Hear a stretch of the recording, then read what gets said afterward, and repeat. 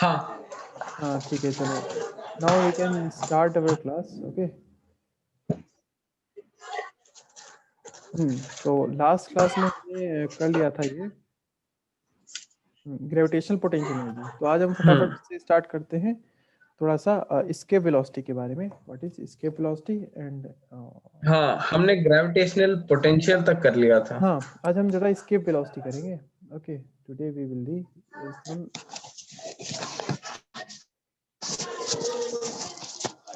क्या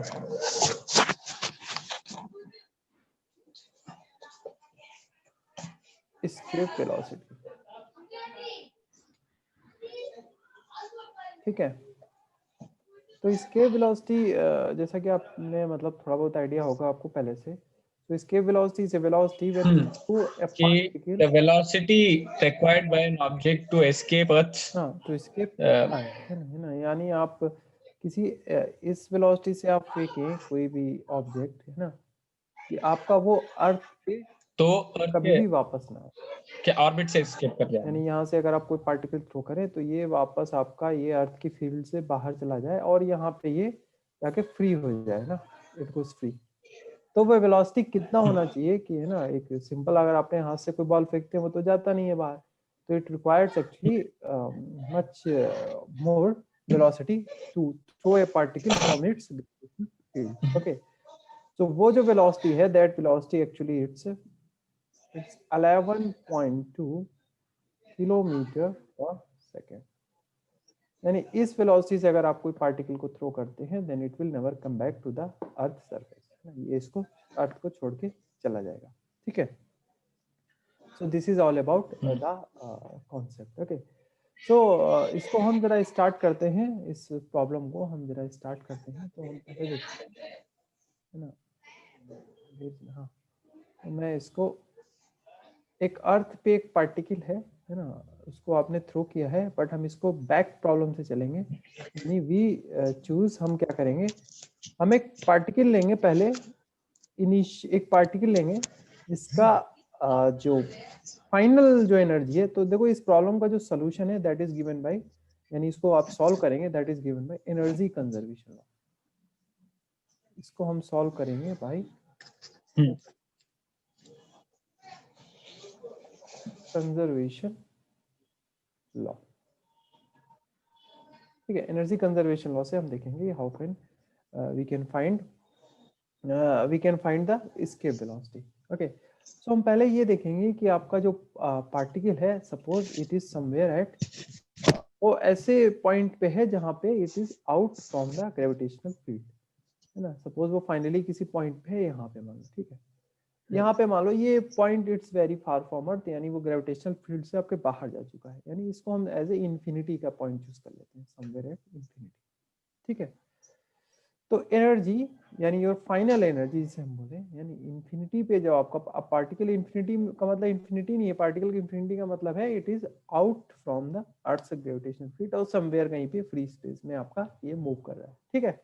यानी आपने उस बॉल को 11.2 वेलोसिटी से फेंक दिया है और वो अर्थ की ग्रेविटेशनल फील्ड से बाहर निकल गया, दैट्स योर फाइनल पॉइंट ना, वही तो हुआ।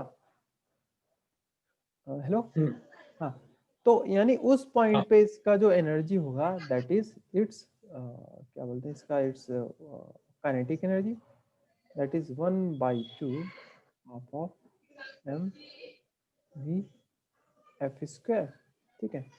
प्लस इसका कुछ पोटेंशियल एनर्जी होगा, सम पोटेंशियल एनर्जी इसके पास होगा, है ना, कुछ पोटेंशियल एनर्जी इसका होगा apart from earth gravitational potential energy, जो अर्थ का ग्रेविटेशनल पोटेंशियल एनर्जी, उसके अलावा भी इसके पास कुछ पोटेंशियल होगा जो कि हम इसको W से राइट कर देते हैं, ठीक है।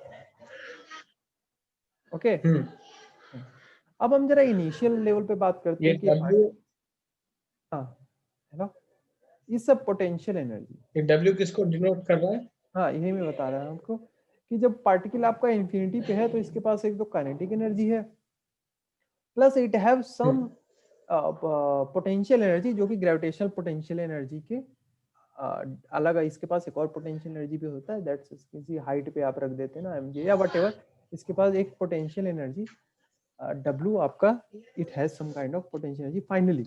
क्योंकि अब अर्थ से अगर ये बाउंड होगा then it has a earth का ग्रेविटेशनल पोटेंशियल एनर्जी, बट एक एनर्जी इसके पास अर्थ के अलावा भी पोटेंशियल एनर्जी होता है ना। अब इसके पास अब किसी हाइट पे अगर आप किसी पार्टिकल को रख देते हैं तो it has also a potential energy ना।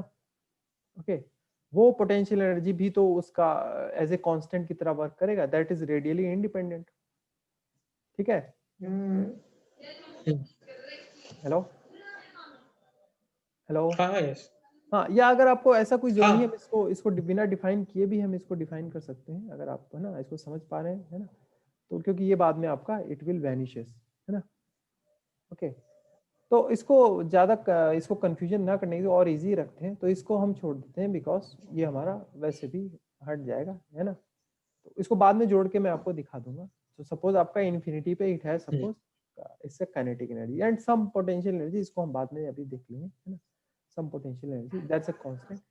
अब अगर इनिशियल लेवल पे देखें, अगर आपका इनिशियली जो इस योर फाइनल एनर्जी, है ना, एंड ऑब्जेक्ट जब आपका अर्थ की सरफेस पे होगा, अर्थ की सरफेस पे जब आप इसको फेंकने वाले हैं ना, जब आप इसको थ्रो करने वाले हैं, suppose it as at h distance h plus R E, suppose ये कहीं इस पॉइंट पे है ना, इनिशियल लेवल पे, है ना, आपका इस पॉइंट पे था। तो इनिशियल लेवल पे इसका कितना एनर्जी हो गया, that is your half of m v i square, ठीक है। और अर्थ का ग्रेविटेशनल पोटेंशियल एनर्जी जो कि इसको बाउंड करके रखेगा, अर्थ का ग्रेविटेशनल पोटेंशियल एनर्जी वो कितना है, माइनस जी कैपिटल M अर्थ का mass into mass of the particle divided by जो डिस्टेंस है आपकी आर ई प्लस एच। ठीक है, okay, hello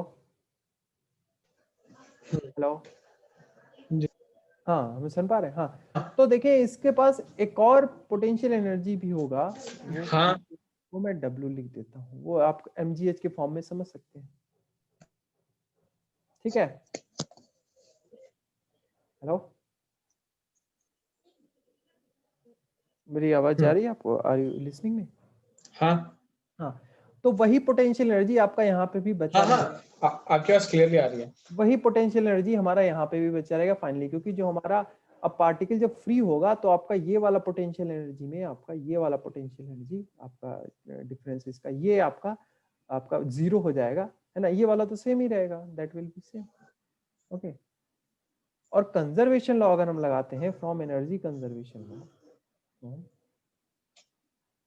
energy conservation, from energy conservation law,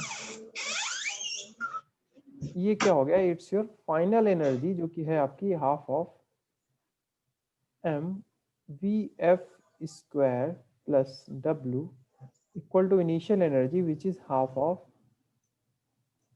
m v i square minus g m divide by r e plus h plus w। ठीक है, तो देखिए ये वाला आपका कांस्टेंट टर्म यस, और आपका जो इक्वेशन बन गया that is mv square by 2 mv initially square by 2 minus g capital M m बाई R E plus H is equal to m V F square divide by 2। ठीक है, यहाँ तक हमारा एक्सप्रेशन पहुंच गया।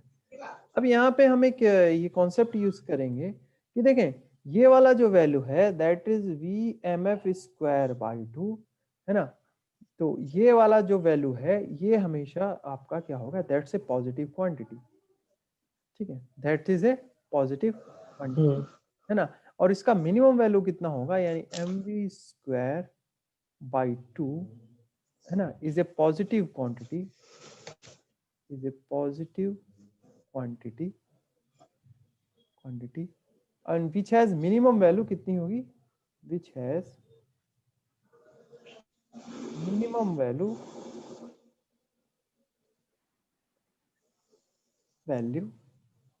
0। ठीक है, इसका मिनिमम वैल्यू कितना होगा, 0। कैसे, अब मान लो आपने वेलोसिटी आपने इस तरीके से फेंका कि आपका वो जस्ट वो अर्थ के ग्रेविटेशनल फील्ड को जस्ट क्रॉस किया, और उस टाइम पे उसका वेलोसिटी क्या हो गया, कम होते होते होते उसका जस्ट क्या हो गया, इसका इट्स ना कि आपका जस्ट वैनिश किया, समझ रहे हैं। तो मिनिमम वैल्यू इसकी 0 हो सकती है, निगेटिव नहीं हुआ, निगेटिव हो गया तो it will never cross the earth gravitational field, नहीं क्रॉस कर पाएगा ना। ठीक है, ये पॉइंट क्लियर है। हेलो, हाँ, तो ये बात हो गई कि इसका मिनिमम हाँ वैल्यू कितना होना चाहिए, दैट 0। तो अगर ये बात है कि इसका वैल्यू अगर आपका yes if it yes is, हाँ, if it is it's positive and if it it's minimum value is 0, so you can write as, तो आपका ये वाला क्वांटिटी होगा, है ना, दिस ऑलवेज, यानी mvi² by 2 minus gm small m divided by re plus h, it always greater than equal to 0, it always greater than 0। ठीक है, यानी इसका जो वैल्यू होगा, यानी आपका जो अर्थ से आप ये फेंक रहे हैं ना, जो आप बॉल को काइनेटिक एनर्जी दे रहे हैं, वो आपकी kinetic energy must be equal to the potential energy. इसका कहने का मतलब ये है, समझ रहे हैं, यानी आप जो काइनेटिक एनर्जी बॉल को देंगे उसके अंदर इतनी काइनेटिक एनर्जी होनी चाहिए कि वो अर्थ के पोटेंशियल एनर्जी के इक्वल तो हो, तभी तो वो क्रॉस कर पाएगा, then and only then it can cross the earth's gravitational field। ठीक है, हेलो, हाँ, यहाँ तक क्लियर ना, फिर हम आगे हाँ बढ़ते हैं। तो नाउ अवर नेक्स्ट स्टेप, हाँ मिनिमम स्पीड रिक्वायर्ड। ठीक है, minimum speed required for a object of mass m to reach infinity, to reach the point where earth's gravitational field vanishes is your, कितना होना चाहिए, यानी है mv ये half of mv², this quantity where vi² is your minimum, where minimum ये कितना होना चाहिए, ये equal to g capital M small m divide by re plus h। ठीक है ना। तो suppose we can say that कि earth h is very small, so we can choose h is equal to 0, यानी बहुत आप अर्थ के सरफेस से फेंक रहे हैं ना, और आप re ले रहे हैं, तो इसके comparison we can choose h as your 0। So if we put h is equals to 0 in this equation, so we get mvi, which is minimum velocity का whole square divided by 2 is equals to g capital M small m divided by r। तो यहाँ से देखिए आपका m से m आपका remove हो गया, तो यहाँ से आपको जो vi² का वैल्यू मिला, vi² which is your minimum velocity, which is your minimum, ये कितना हो गया, इट्स 2gm by re। ठीक है, और इसमें अगर हम re से हाँ मल्टीप्लाई डिवाइड कर दें, इस इक्वेशन में re से मल्टीप्लाई डिवाइड कर दें, तो ये हमको दे देगा आपका न्यूमरेटर में ये हो गया 2gm re, और डिनोमिनेटर में हो गया re²। और इसका वैल्यू आपको ऑलरेडी पता है, कितना है इसका वैल्यू, आपको ऑलरेडी इसका वैल्यू पता है ना, इसका वैल्यू आपको पता है, this is nothing but your small g। ठीक है, तो ये जो आपका मिनिमम वेलोसिटी आ गया, दैट्स योर मिनिमम वेलोसिटी जो आपको मिल गया, यानी vi² है ना, जो कि आप मिनिमम है, ये हो गया आपका 2g और इस re। ठीक है, सो यहाँ से आपको vi जो मिल गया, that's your velocity, it's nothing but minimum velocity ना, हमें मिनिमम कैलकुलेट करना है, ये मिनिमम की कंडीशन है, √2gr। ठीक है, तो यहाँ पे हम देख सकते हैं कि आपका जो g का वैल्यू है, इट्स 9.8 एंड वी आप आल्सो थोड़ा नो। साइड में ऊपर करते हैं उस तरफ। अच्छा अच्छा, एक मिनट में ऊपर कर देता हूँ, थोड़ा सा पुराना आपको देखना होगा। अच्छा ठीक है,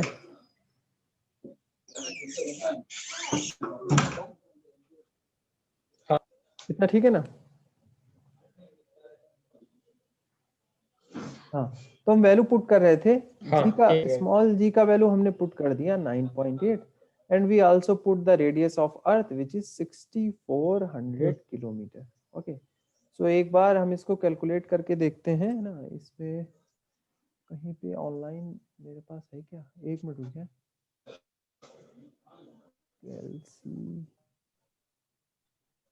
हाँ ओके, तो इसमें कैल्सी नहीं है। ओके, तो इसको आप वैल्यू पुट करेंगे, है ना, मैं आपको डायरेक्ट बता दे रहा हूँ, बट आप इसको कैलकुलेट भी करके देखिएगा, है ना। ये वैल्यू आपकी जो होगी that is completely value multiply करने के बाद जब इसका स्क्वायर रूट लेंगे then it will exactly 11.2 kilometre per second. ठीक है, so this is your escape velocity जो हो गई आपकी escape velocity, this is the minimum velocity, escape velocity, कि मिनिमम इस वेलोसिटी से अगर आप इसको पार्टिकल को थ्रो करें, है ना, v, है ना, मिनिमम ये आपका हो गया 11.2 किलोमीटर पर सेकेंड। ये इसका डेरिवेशन हो गया, this is the derivation of this, है ना। तो इसमें कि कोई आपको कंफ्यूजन, कोई कहीं पे डाउट हो तो पूछ ले, नहीं। है ना। तो इसमें बस ऐसे सिंपल रखना है, हाँ आपको देखना है कि इनिशियल एनर्जी थी आपकी जो आपने पार्टिकल थ्रो करने वाले थे उस समय थी आपकी half M V V I square minus G M M by R E plus H, और फाइनल जो आपकी काइनेटिक एनर्जी होगी that is half of M V F square. ठीक है, इन दोनों को इक्वेट करेंगे और एक कांस्टेंट पोटेंशियल भी हमने लेके चले, क्योंकि इनिशियली आपके पास पार्टिकल का ग्रेविटेशनल पोटेंशियल एनर्जी के साथ एक और पोटेंशियल भी होता है ना, उसको भी हमने कंसीडर किया जो कि बाद में वैनिश होएगा बिकॉज इसका कोई रोल नहीं आएगा वेलोसिटी के लिए। तो फाइनली ये आपका जो एनर्जी, बस एक पॉइंट आपको याद रखना है जो कॉन्सेप्चुअल है वो ये है कि ये वाला जो वैल्यू है half of M V F square by 2 it is positive value और इसका मिनिमम वैल्यू 0 होगा, तो यहीं से हमको मिनिमम वैल्यू का कॉन्सेप्ट आएगा। ठीक है, और वैसे भी आप देखें if you want to throw a particle to cross his gravitational field तो आपको उतनी काइनेटिक एनर्जी देनी होगी जितना उसका पोटेंशियल है ना, समझ रहे हैं। यानी कोई पार्टिकल अगर आपका, जैसे मून आपका अर्थ के चारों ओर, ये मैं नीचे और बेटर डायग्राम में बनाता हूँ तो आपको क्लियर होगा। यानी अगर आपका मून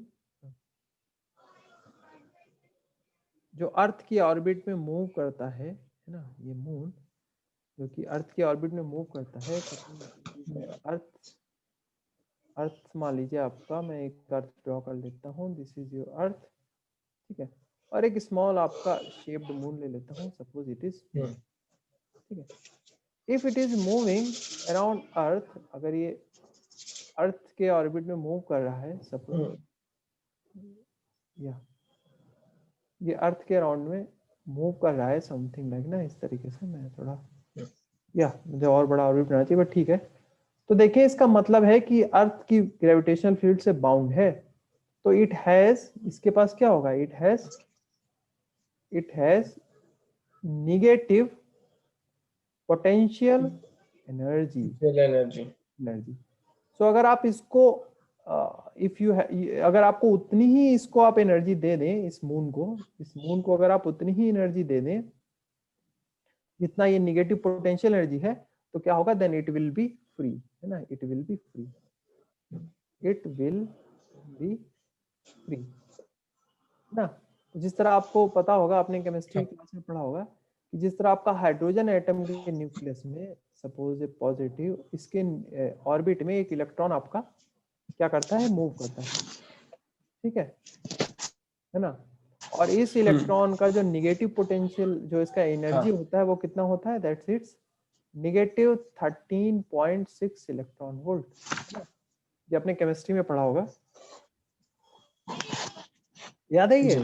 हाँ, तो अगर आप इसको इतना ही एनर्जी दे दें, यानी इसको पॉजिटिव 13.6 इलेक्ट्रॉन वोल्ट का अगर आप एनर्जी दे दें, then it will be free. तो यही इसका हाइड्रोजन एटम का आयोनाइजेशन एनर्जी होता है ना। To ionize a hydrogen atom, यानी उसके इलेक्ट्रॉन को बाहर करने के लिए you required plus 13.6 electron.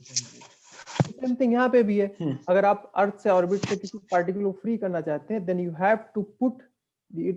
Have to give energy, आपको वो एनर्जी, काइनेटिक एनर्जी उतनी देनी पड़ेगी जितनी इसकी potential energy. To the point अगर मैं बात करूं, तो अगर आपको फ्री करना है किसी पार्टिकल को अर्थ की ग्रेविटेशनल फील्ड से, तो उस पार्टिकल को आपको इनफ काइनेटिक एनर्जी देना पड़ेगा जाके वो उसकी ग्रेविटेशनल फील्ड ग्रेविटेशनल पोटेंशियल है जो कंपनसेट कर सके उसकी नेगेटिव वैल्यू को क्रॉस कर सके। तो उसका सिंपल सा मतलब है you have to give the kinetic enough kinetic energy to manage its potential energy. बस सिंपल। इसको अगर आप देखें this equation will give you the idea of escape velocity. Simple, ठीक है। This is all about escape velocity का concept हो गया which is under root 2GRE है ना, 2GRE।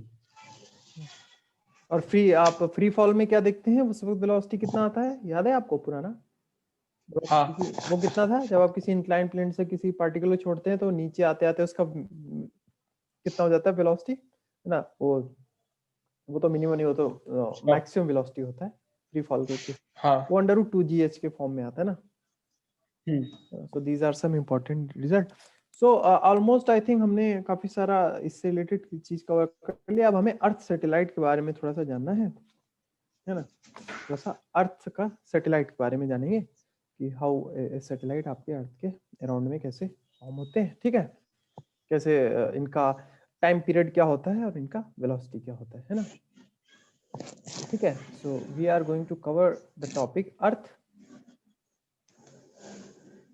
Satellite.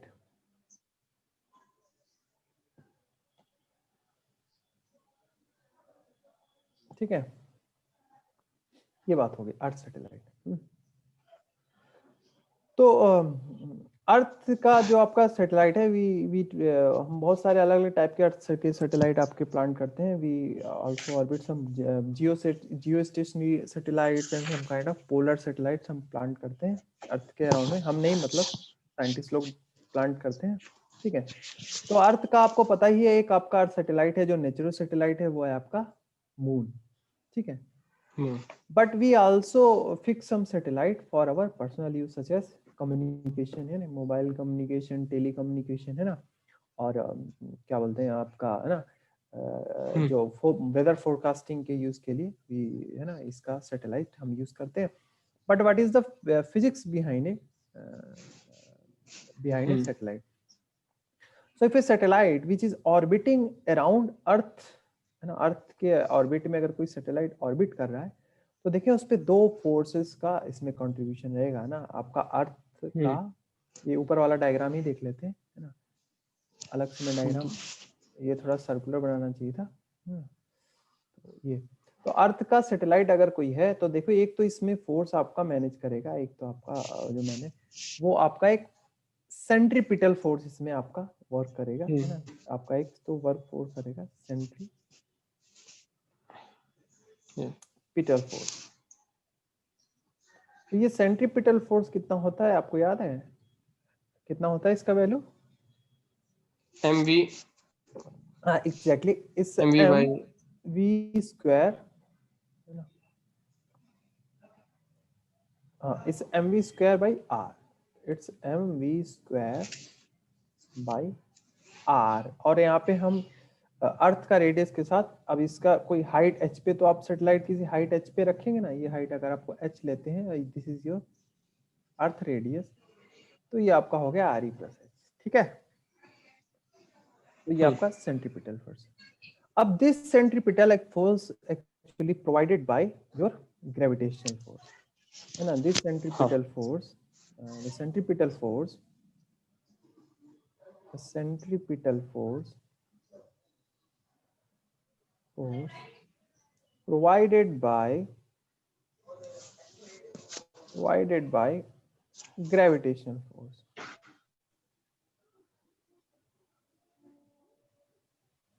Okay, gravitation force. So this force जो कि gravitational force है वो कितना हो गया? That's your again capital जो F यू है, F your जो gravitational का होगा यानी gravitation जी,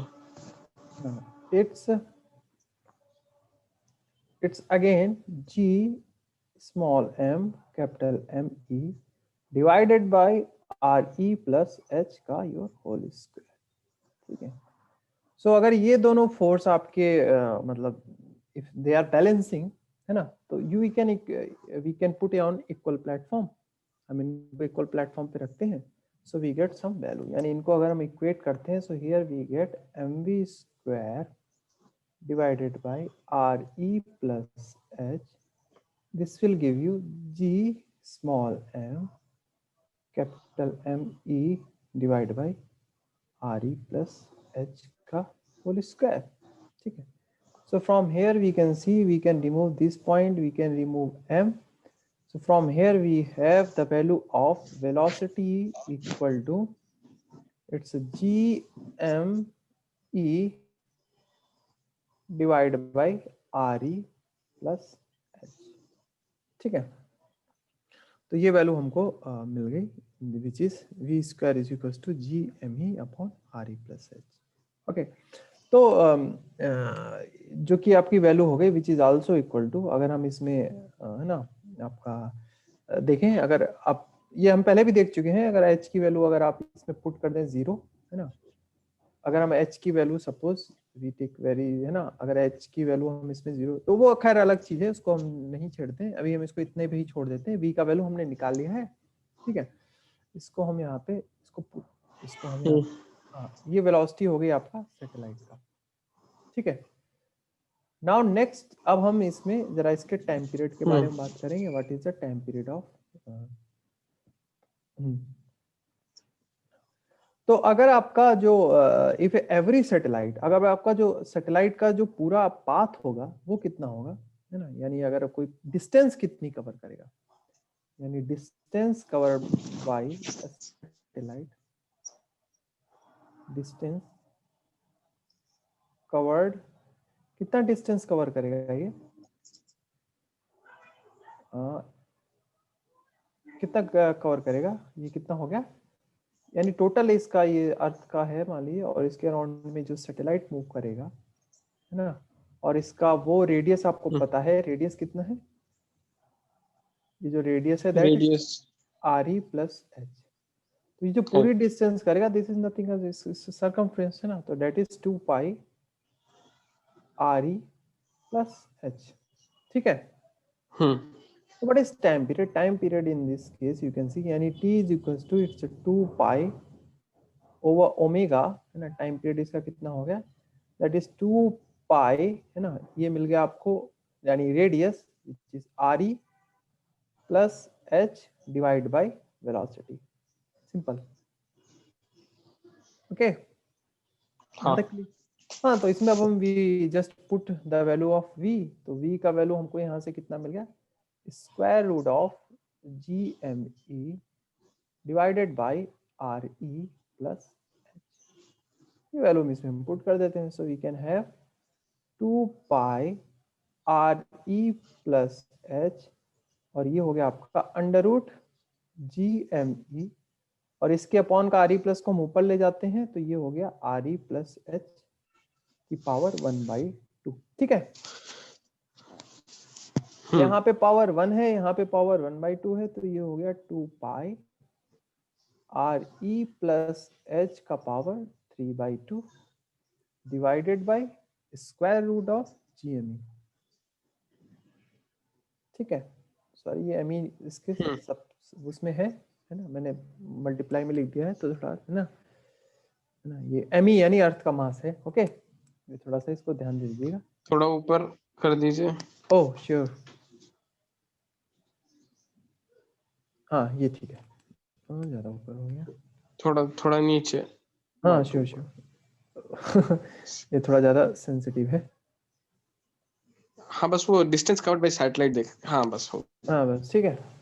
सो ये हमारा हो गया, जरा ठीक कर देता हूँ, otherwise you will get confuse.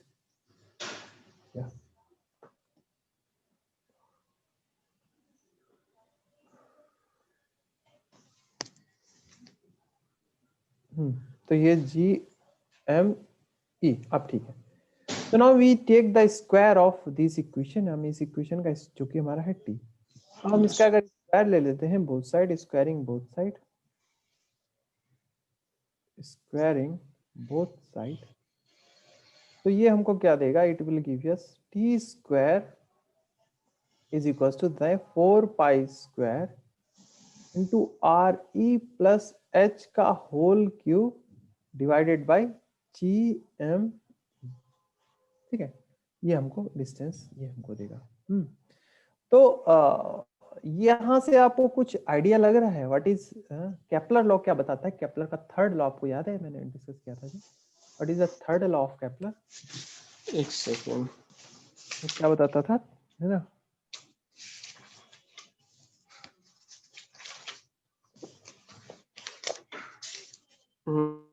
Square of हाँ, that's thing. time period of revolution of a planet is हाँ, proportional to the cube of the semi-major axis ऐसे में of the ellipse. ellipse.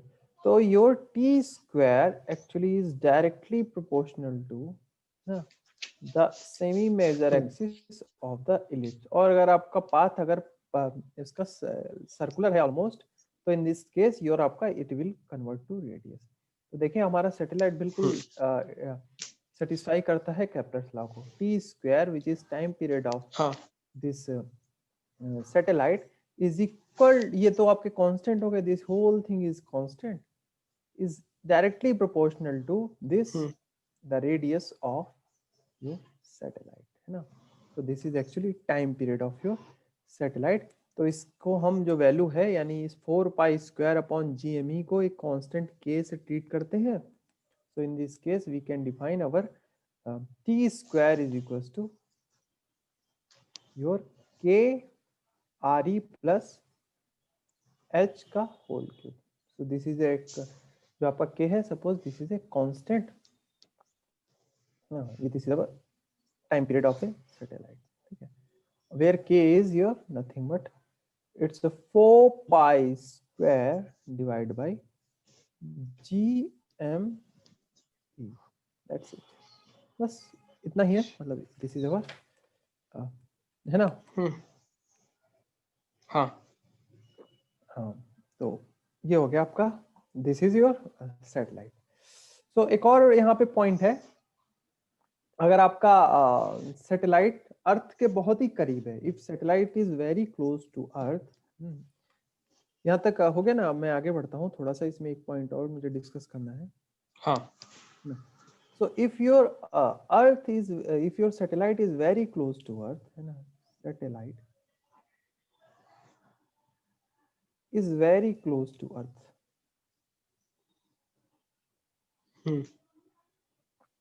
तो इन दिस केस हमारा ये h क्या होगा? We can choose h approximately equal to 0, ठीक है। हम h को क्या कर सकते हैं? अप्रोक्सीमेटली 0 के इक्वल कर सकते हैं। तो इन दिस केस देखें हमारा क्या ये इक्वेशन बन जाएगा, तो इसमें वैल्यू पुट करते हैं, T square is equal to 4 pi square divide by GME into क्या हो गया आपका RE क्यूब, ठीक है। RE cube. तो यहाँ पे देखें GME बाई RE स्क्वायर आपको क्या देता है, यानी ये आपको दे देगा 4 pi square divide by GME divide by RE square, हम इसको लिख सकते हैं इनटू RE, ऐसे लिख सकते हैं, मैं हाँ R क्यूब में से एक, तो ये वैल्यू आपको क्या देगा? G this value is nothing but small g। सो यहाँ से हमारा इक्वेशन हो गया, ये हो गया हमारा, it's 4 pi square into RE upon क्या हो गया g, ठीक है। जो इस केस में हम इसको टी स्क्वायर नहीं टी नॉट स्क्वायर बोलते हैं, तो T not square is 4 pi square RE upon g, so your t naught is nothing but 2 pi under root RE upon g, this is the time period of sir इसमें मतलब ये pi square क्या होगा? Pi square क्या होगा मैंने समझा नहीं, तो ये अंडर रूट में आएगा ना, ये पूरा अंडर रूट में आएगा, तो ये 2 पाई तो बाहर आ जाएगा ना। हाँ हाँ तो वो नहीं सर, मतलब पाई एक इरेशनल नंबर है, हाँ, मतलब उसका स्क्वायर। या दैट्स अ गुड क्वेश्चन। हाँ, बट हम फिजिक्स में हम इसको इतना मतलब ऐसे इतना वो नहीं लेते, हम अप्रोक्सीमेट वैल्यूज को ना वी कंसीडर, ओके ठीक है 2 पाई का स्क्वायर है ना, तो ये मैथमेटिशियंस के लिए ज्यादा इशू करेगा, है ना, क्योंकि बिकॉज पाई का जो वैल्यू है वो क्या हो गया, दैट इज 3.14 और something, that is non repeating and क्या हो गया इसका, नॉन रीअकरिंग, है ना, इसका रिपीट हाँ, भी नहीं करता है और अकर भी नहीं करता है। तो पाई मतलब इसका और तो नॉन टर्मिनेटिंग। हाँ नॉन टर्मिनेटिंग, बट हम इसको ऐसे अज्यूम कर सकते हैं ना, इट्स 22/7 इंटू 22/7। 7। तो अब हम इसको एक 22/7 निकाल सकते हैं बाहर, है ना, ऐसे कर ओके। सकते हैं क्या? हाँ। बट अगर आप एग्जैक्ट वैल्यू इसकी लेंगे तो भाई मतलब इट विल क्रिएट थोड़ा सा इशू करेगा ना पाई का, क्योंकि वैसे तो अंडर रूट है, वैसे ही ये बहुत फिर वो हो जाएगा ना, but in this way we can handle this, है ना। तो कॉम्प्लेक्स क्वांटिटीज को हम अंडर रूट के इतनी आसानी से नहीं निकाल सकते, उसके लिए फिर हमें कॉम्प्लेक्स नंबर का यूज करना पड़ता है ना। तो वो कॉम्प्लेक्स नंबर फिजिक्स में, तो हाँ फिजिक्स में अभी आएगा कॉम्प्लेक्स नंबर का इस जगह पे, वो चैप्टर है आपका वेव्स एंड ऑसिलेशंस, वहाँ पे थोड़ा उसका जब सोल्यूशन और हाँ वेव्स और ऑसिलेशंस में ही हमें वो थोड़ा कॉम्प्लेक्स क्वांटिटीज फेस करने को मिलेंगे। बाकी तो पूरी फिजिक्स में फर्स्ट पार्ट में कहीं पे भी आपको कॉम्प्लेक्स नंबर नहीं हैंडल करने पड़ते हैं। तो कॉम्प्लेक्स नंबर हमेशा वहीं पे आते हैं जहाँ पे कुछ इस तरीके का आपको इक्वेशंस को हैंडल करना पड़े, जहाँ पे कुछ ऑसिलेशंस हो रहे हो। मतलब वो हमें वो वेव ऑपरेटर के लिए। हाँ क्योंकि जब आपने जो ये वाला आपने वैसे पढ़ा तो है ये वाला सिस्टम की, जिसमें स्प्रिंग से आपका एक ब्लॉक लगा हुआ है, बट अभी हमने इसको सॉल्व नहीं किया। जब हम इसको सॉल्व करेंगे then we get a solution like this thing, कुछ इस तरीके का हमको सॉल्यूशन मिलेगा, यानी हार्मोनिक मोशन। और उस केस के लिए we have to assume the solution of, है ना, इसका एक डिफरेंशियल इक्वेशन बनेगा, और उस डिफरेंशियल इक्वेशन को सॉल्व करने के लिए we have to assume some solutions, और उस solutions में फिर आपका आयोटा कॉन्सेप्ट है, क्योंकि वो solutions आपके ये this is nothing but it's a function of sin and cos, it's a function of sin, it's a sine wave ना। एंड आपने डिमॉर्ट्स थ्योरम में पढ़ा होगा, यू कैन राइट साइन और कॉस के फंक्शन में you can write any exponential function, यानी e की power ix is equals to cos x, है ना, और प्लस माइनस कर दें यहाँ पे, तो plus minus iota sine x। तो इस तरीके के जहां पे भी कॉम्बिनेशन बनेंगे ना साइन और कॉस के, वहां पे इमेजिनरी नंबर का कॉन्सेप्ट आ जाएगा, है ना। तो इस तरीके का जहां पे भी सोल्यूशन, और फिजिक्स में हर जगह इस तरीके का ही सोल्यूशन बनता है, चाहे वो आप पॉन्ड में एक पत्थर फेंके, वहां पे जो वेव बनेगी, आप का ये जो ब्लॉक है इट ऑसिलेटिंग विद स्प्रिंग, यहाँ पे भी आपका वही कुछ सोल्यूशन बनेगा। ओके सो हम फिर आगे बढ़ते हैं, यहाँ तक हमने अर्थ का ये कर लिया है। अब हम जरा अर्थ का जरा पोटेंशियल एनर्जी के बारे में देखते हैं, यानी एनर्जी ऑफ अर्थ का, यानी पोटेंशियल एनर्जी तो आपका वही रहेगा जो अर्थ का पोटेंशियल एनर्जी है ना। तो ये जरा हम देखते हैं energy of A orbiting satellite, energy of A energy of orbiting satellite, satellite okay. हाँ या hello hello hello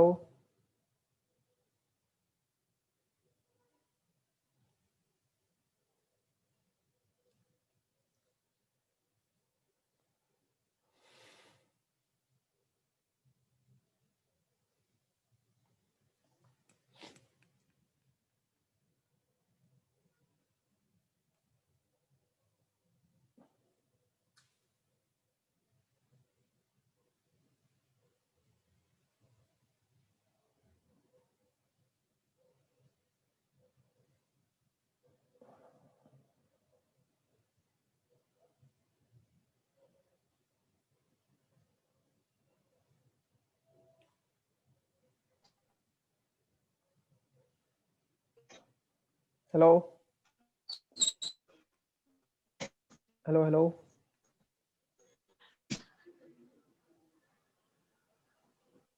hello hello. हाँ स्क्रीन शेयर है ना मेरी? हाँ हाँ ठीक है, सो वी कैन कंटिन्यू कि, है ना, हम उसको फिर आगे कंटिन्यू करते हैं। तो मैंने हेडिंग डाला है एनर्जी ऑफ ऑर्बिटिंग सैटेलाइट की, कितना आपका थोड़ा स्लो। हाँ मेरे ख्याल से मेरा नेट तो ठीक है। हाँ नेट तो ठीक है मेरा। Hello hello hello. खैर मुझे लगता है मेरी आवाज़ आपको प्रॉपरली मिल रही होगी, है ना? तो हाँ जमाल।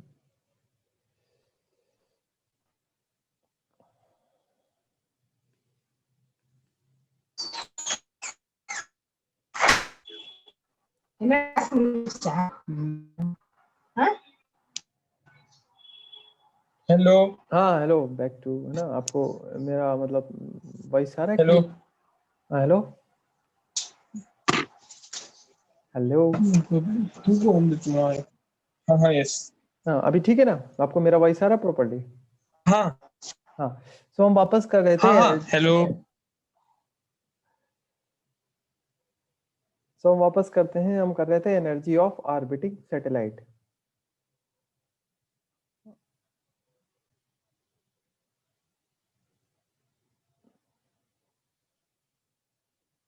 Hello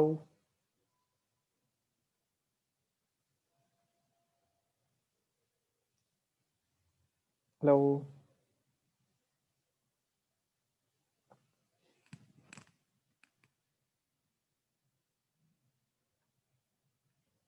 hello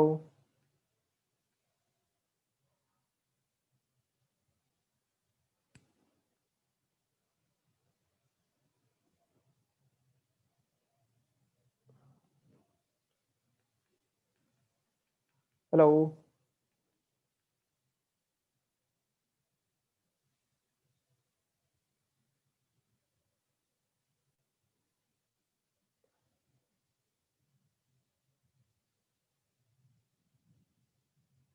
hello